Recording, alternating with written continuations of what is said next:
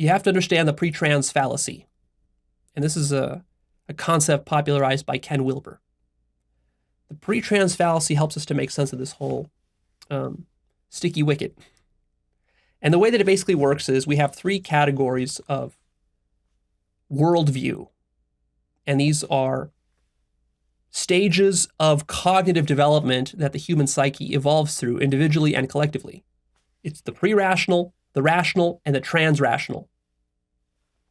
Now, the pre-rational, these are your classic stereotypical fundamentalist religious zealot types.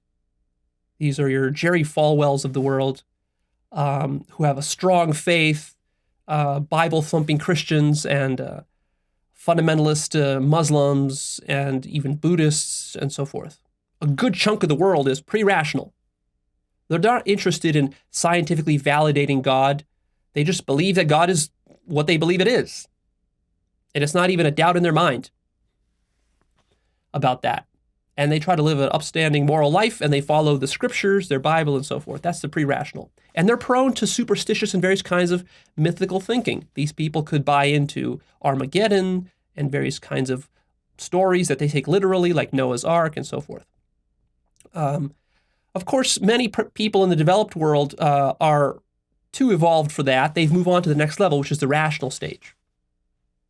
At the rational stage, you shed some of those superstitions and dogmas, and you start to question, you start to doubt, you become more skeptical, you start to become more empirical, you start to appreciate the value of science and thinking through things rationally for yourself, proof, consensus building, and this sorts of stuff that is done by the modern scientific community. And so you buy into that. And so really science becomes your sort of new religion.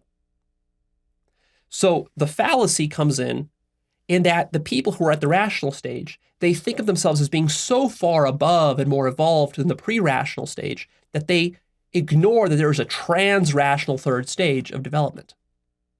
What is the trans-rational? Well, it's a little difficult to describe because it's beyond language and beyond the mind. The trans-rational is not a rejection of rationality, it's a going beyond rationality and realizing the limits of rationality. And really, when you start to get into vision logic, something called vision logic, you get into the trans-rational realm, and then the trans-rational realms have a huge amount of stuff in them that I have talked about in past episodes and will continue to in the future.